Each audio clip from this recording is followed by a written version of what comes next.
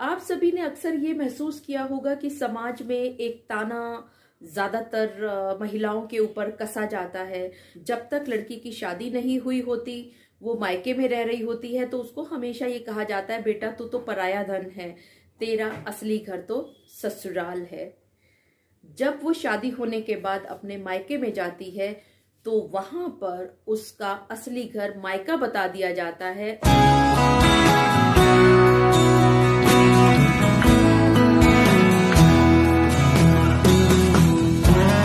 मेरी एक सब्सक्राइबर प्रेमलता जी ने बिहार से मुझसे ये पूछा है कि शादी के बाद उनका असली घर कौन सा है, क्या शादी के बाद उनका घर बदल जाता है।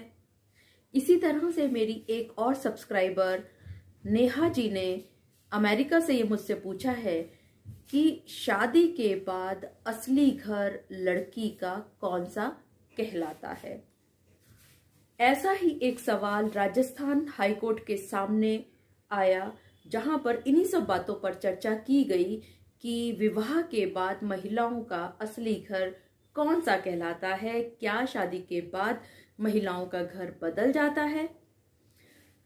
आज के इस वीडियो में मैं इन्हीं सब मुद्दों पर आपसे चर्चा करने वाली हूं।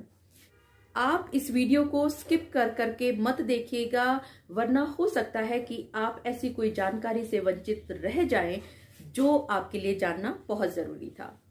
मैं एडवोकेट मोहिनी मोना आप सभी का पुनः स्वागत करती हूं और आप सभी देख रहे हैं अपना पसंदीदा चैनल मोहिनी मोना एडवोकेट। अगर आपने मेरे इस चैनल को अभी तक सब्सक्राइब ना किया हो या आप मेरे इस चैनल के लिए नए हैं, तो इसको जल्दी से जल्दी सब्सक्राइब कर दें, ताकि आपको इसी तरह के लेटेस्ट जजमेंट्स और लीगल जानकारी सबसे पहले मिल सके। जैसा कि मैंने आप सभी के साथ शुरुआत में ही चर्चा की थी कि सभी के मन में ये एक सवाल रहता है कि विवाह के बाद महिलाओं का असली घर कौन सा होता है। क्या मायके के घर को महिलाओं का असली घर माना जाए, समझा जाए, या शादी के बाद उसके ससुराल को ही उसका असली घर समझा जाए।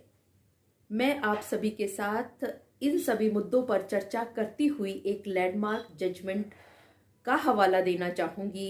ये जजमेंट थी अनीता सुधार वर्सेस स्टेट ऑफ राजस्थान की, और इस केस को जस्टिस दिनेश मेहता जी की बेंच ने सुना। आप सभी ने अक्सर ये महसूस किया होगा कि समाज में एक ताना ज्यादातर महिलाओं के ऊपर कसा जाता है। जब तक लड़की की शादी नहीं हुई होती, वो मायके में रह रही होती है, तो उसको हमेशा ये कहा जाता है, बेटा तू तो पराया धन है, तेरा असली घर तो ससुराल है। जब वो शादी होने के बाद अपने मायके में जाती है, तो वहां पर उसका असली घर मायका बता दिया जाता है और ये कहा जाता है, मायका तुम्हारा असली घर है, ससुराल तुम्हारा असली घर नहीं है। तो एक ये सवाल सभी महिलाओं के दिमाग में घूमता रहता है कि उनका असल में घर है कहाँ। क्या शादी के बाद उनका घर बदल जाता है? किस घर को वो अपना असली घर कहें? वो मायके को अगर अपना असली घर कहते हैं, तो वहां ये बात कही जाती है कि आप तो बेटा पराया धन है, आपका असली घर तो ससुराल होने वाला है।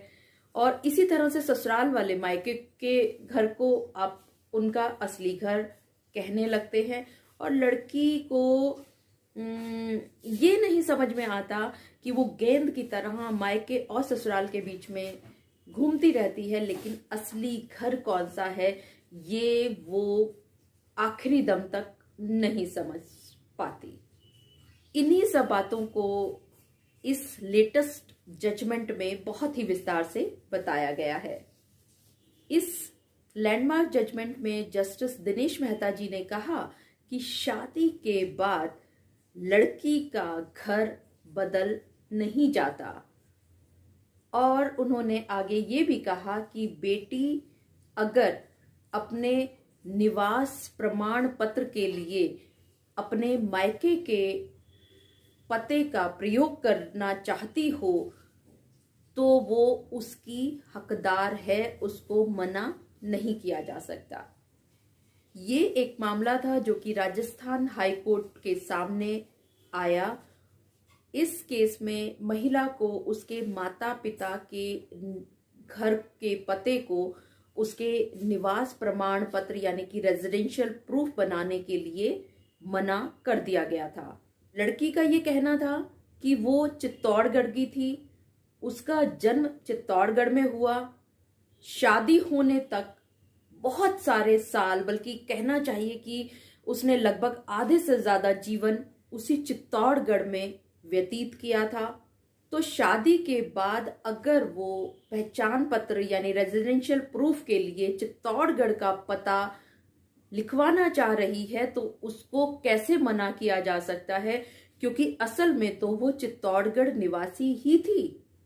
लेकिन इस महिला ने जब रेजिडेंशियल प्रूफ बनाने के लिए चित्तौड़गढ़ को अपना पता दिखाया तो उसके इस एप्लीकेशन को मना कर दिया गया और कारण ये बताया गया कि अब ये महिला यहां नहीं रहती, इनकी शादी हो चुकी है। जस्टिस दिनेश मेहता जी ने इस सारे मामले को बहुत ही विस्तार से देखा, परखा और ये फैसला दिया कि प्रमाण पत्र बनाने के लिए सिर्फ इस आधार पर उसके एप्लीकेशन को डिसमिस नहीं किया जा सकता कि अब वो यहां पर नहीं रहती क्योंकि उसकी शादी हो चुकी है। जस्टिस मेहता ने आगे ये कहा कि शादी से पहले भी वो यहीं रहती थी और शादी होने से पहले उसने अपना लगभग आधे से ज्यादा जीवन इसी चित्तौड़गढ़ में बिताया था।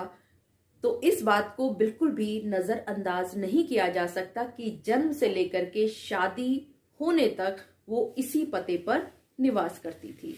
जस्टिस दिनेश मेहता जी ने आगे ये भी कहा कि इन्होंने जो एक एप्लीकेशन लगाई थी और अगर वो ये चाहती हैं कि पते के रूप में चित्तौड़गढ़ को ही दिखाया जाए तो उसका जो एप्लीकेशन है वो किसी भी हालत में डिसमिस नहीं की जा सकती और इसी वजह से इस महिला के फेवर में स्पेशल डोमिसाइल सर्टिफिकेट को इशू किया जाना चाहिए। इसी के साथ साथ जस्टिस दिनेश मेहता जी ने तहसीलदार को 15 दिनों के अंदर अंदर एक्शन लेने की डायरेक्शन भी दी।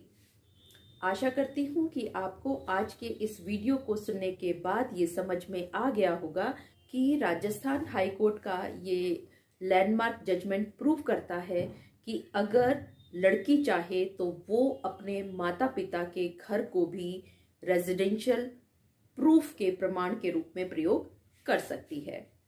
अगर आपको मेरा आज का वीडियो भी अच्छा लगा हो तो इसको लाइक, शेयर और कमेंट करना ना भूलिएगा। और हाँ, अगर आप मेरे इस चैनल के लिए नए हैं तो इसको जल्दी से जल्दी सब्सक्राइब कर दें ताकि आपको इसी तरह के लीगल इंफॉर्मेटिव वीडियोस की नोटिफिकेशन सबसे पहले मिल सके। अपना और अपने परिवार का बहुत अच्छी तरह से ध्यान रखिएगा। Thank you, take care, bye bye.